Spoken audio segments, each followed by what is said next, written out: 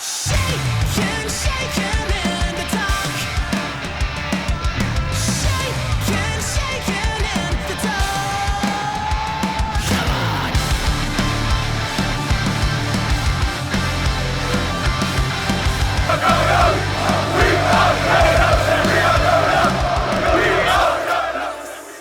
I've never seen closing. Hello and welcome back to episode 2 as we take a look back at the year that was. Last time we looked at summer to October, so we kick off in November and an FA Cup trip to Bradford, which turned out to be a bit of a debacle. Here's Caprice. Andy looking fall in, dealt with by the Bradford backline. Now they're on the move. Vernon. That's a handy looking pass. Robinson chasing it. It's Theo Robinson for Bradford. 1-0. Cool finish from Theo Robinson, but how about that pass from Vernon?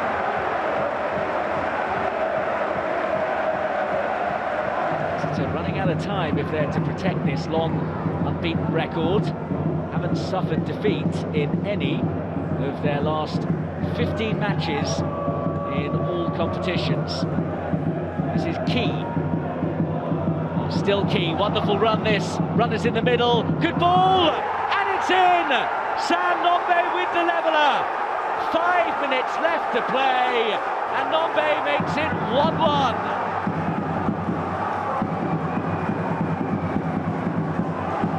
So that set up a replay here at the park in the first round, and staying with the cup competitions, what's better than being 4-0 up at half-time against Bristol Rovers?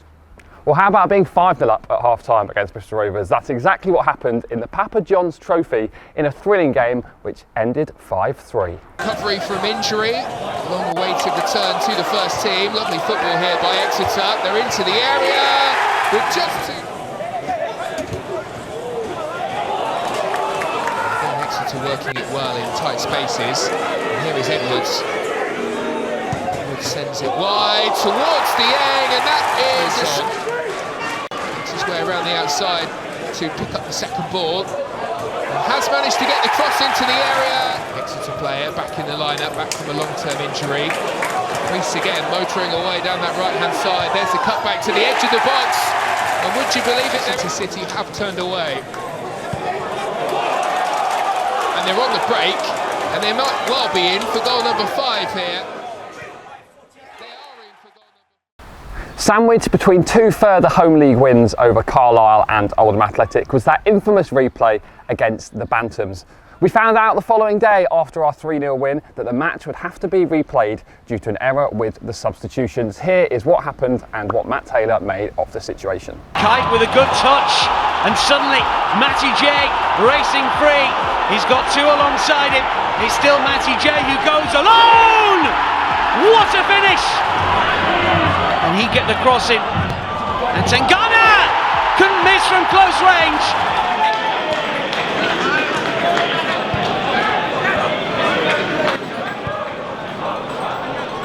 It's decent control, and this is Matty J. He's in again. He scores again. Oh, surreal! A strange state of affairs. Nombe's late equaliser at Bradford, where we weren't at our best, but somehow stayed in the game. The euphoria of a convincing win in extra time, only to find out that the rules had been broken by myself, and we had to replay the fixture. The fact that it was replayed and we weren't kicked out of the competition suggests we hadn't done anything directly wrong. We were just poorly informed of the actual rules and regulations at that stage, including the role to play of the officials on the night, who allowed us to do it, and were allowing Bradford to do the same until it became apparent that they weren't able to do another rule as opposed to the one we were working to. I'm pretty sure when I first came to watch, they were kind of, I think Exeter were like 8 games unbeaten, but they only had like 8 points from it. They were drawing a lot. And then I think when I started watching, they started winning, and they went on like a 16, 17 game unbeaten. I was genuinely, like, foolishly thinking, well, how's anyone going to beat us? It didn't make any sense. I feel like every match I'd be like, oh, come on, this might be the one where we drop points. This might be the one. But every time they just outdid themselves. It was incredible. It was, I think when that run started, we were like, what, 8th was it in the league? And it just didn't seem like at any point we'd be playing to potentially win the league at that stage. So yeah, it's crazy to think just that massive run in the middle kind of almost won us the league. All good things must come to an end, and after an incredible 20-match unbeaten run, a new club record, we finally suffered defeat on a Tuesday night away to Colchester as we were beaten 3-1. It's Sylvester Japp, spur onto his left foot. Here comes Cox to the dead ball line, still going, clipped into the far post, Chilvers!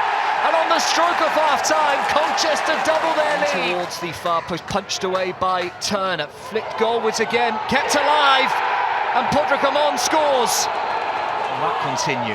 Threaded forward for Sears. It's Freddie Sears, one-on-one with the goalkeeper, clips it over him. A wonderful finish from Freddie Sears. The problem is when you start focusing on stats like that, it gets in everyone's head. But what a fantastic run. I don't think I've ever known such a time where I just didn't see us losing.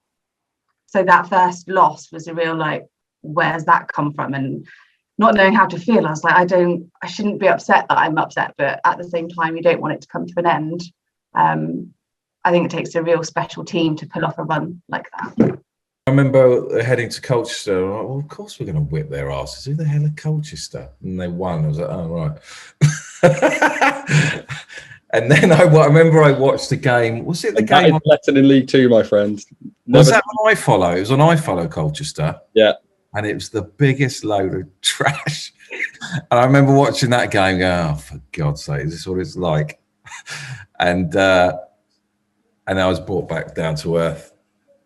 But then the last 2 or 3 months, too good for this league. Way too good for this league. That was a tremendous run. You know, you put it together a run of 20 games and you're a serious team, you know, because everybody has a little bit of luck. Everybody has something go against them, you know, but if you've put together that run, it shows that you have some depth and some quality, because that's not luck.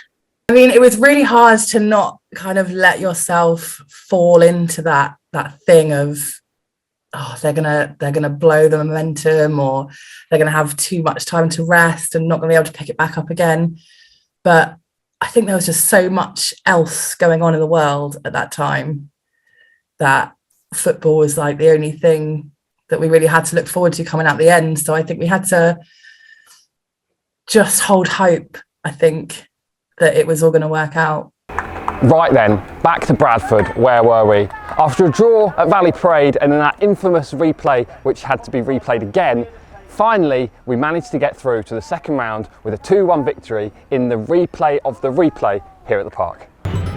Key, who lifts it in, goes a long way across, shooting chance, and there's the equaliser! And it's Timothy Dieng on the... Overcomes the corner, it's a deep one towards the back post, free header, it's in! And Ray has scored! Oh, let's go!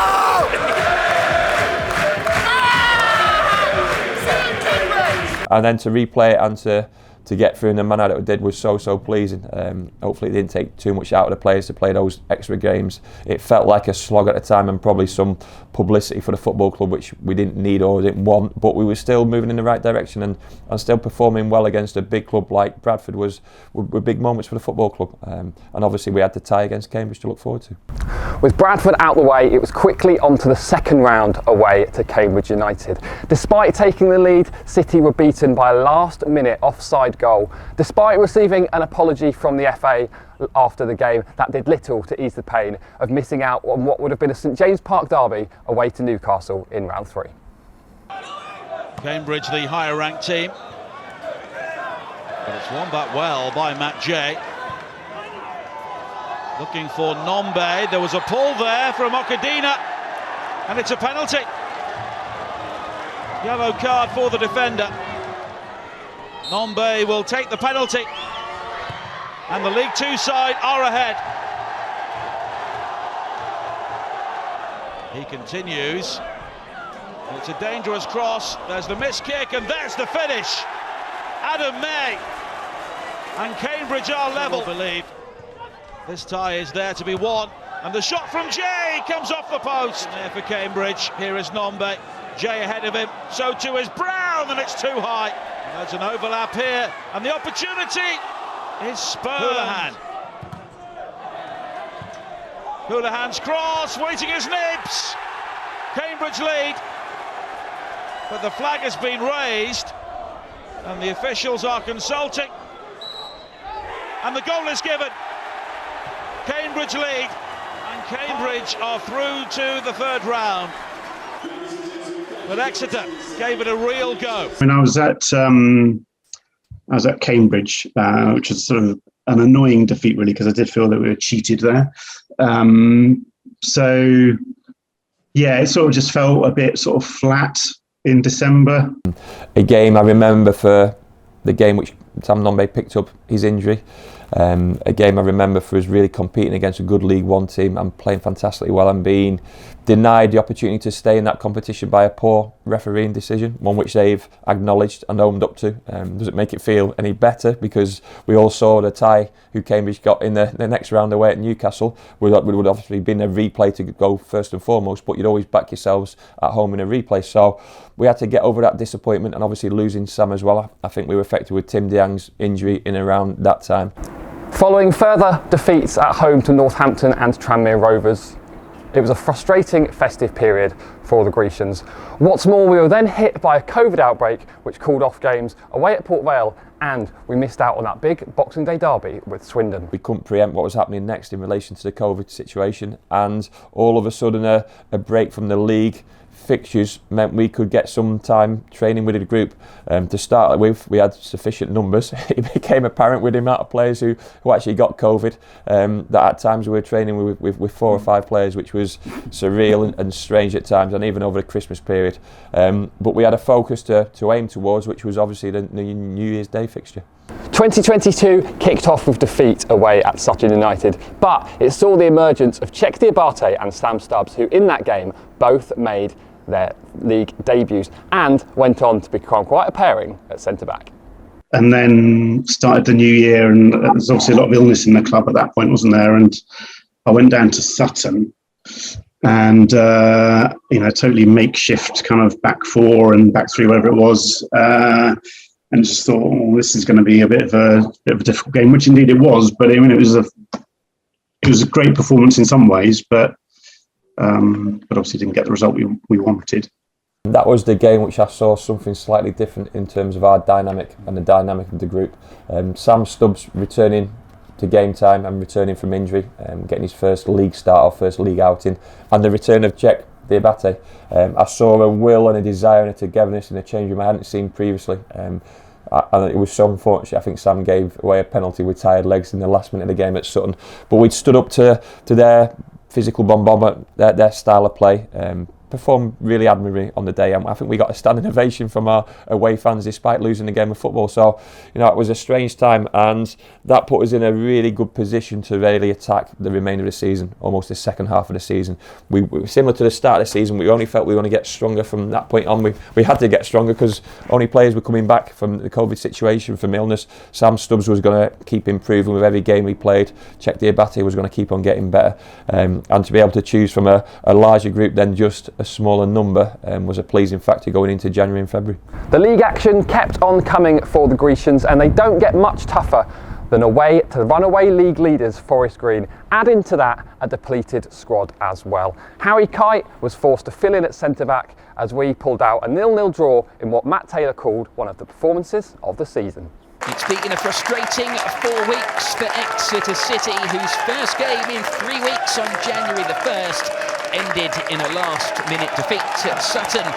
First shot is blocked, but the follow-up is dragged just wide by Key. The header is picked up by Nicky Cadden, drills the cross in. It's a cut-out, but at the third time of asking, Jay is threaded through, and Luke McGee to the rescue. Play their way into the box eventually. Unorthodox, but it created an opportunity. They just haven't got the goal to reward it. Could it maybe come here? It's just wide from Key. A former Forest Green loanee stands over the ball, but it's crossed in. Oh, the keeper almost caught out there. Ball is crossed in, and it's headed over the bar. Referee Andy Davis brings an end to proceedings. The amount of times we said that, like December, we always seem to have injuries around Christmas time and you think, oh, our season's having a bit of a, you know, that time where you just can't get it back again. So to go to Forest Green, who were absolutely steaming it at that point, looked unbeatable. For us to go with a squad that wasn't our first choice, like Czech came in and what a game he had, really mature game. And the fact that really we should have gone on and won it, I think we were lucky that we didn't. So yeah, that was really pleasing to see that actually the depth in our squad this year, that those who were waiting for their chance waited well and took it well. They were as flying as they could be at the time, so there was no pressure on us, and that maybe just released the players to play their more natural game.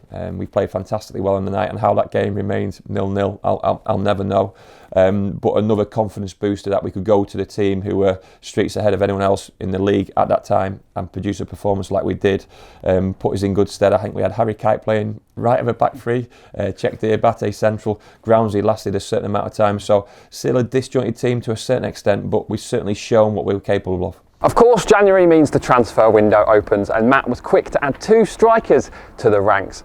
Ofrande Zanzala joined on loan from Barrow and was quick to make an impact as he scored on his debut at home to Scunthorpe in a game which featured one of the goal of the season contenders from Giovanni Brown.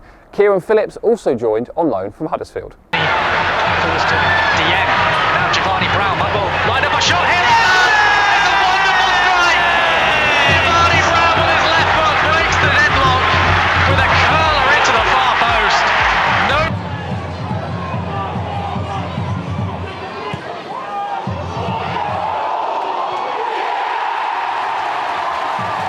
After that win over the Iron, the Grecians headed up the M5 and just to the bottom of the M6 to take on Walsall. We picked up another 2-0 victory, which included a first Grecian goal for one of our own, Czech Diabate. Corner. Dieng! Goal for Exeter! Corner is in, and that should be that!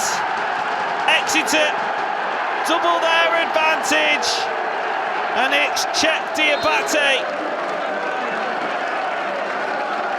Collins with the corner, Diabate with the header. Yeah, I'm buzzing. I've never felt anything like that, to score away in front of the fans. It's an amazing feeling. I'll never forget that moment, I can't lie. You know, it's been a long journey for me, a tough one, and you know, to score my first professional goal is absolutely amazing. It's absolutely amazing. Clean sheet as well, and yeah. That's us right up to the end of January. Tune in next time, you don't want to miss it, as we take you from February right through to the business end of the season.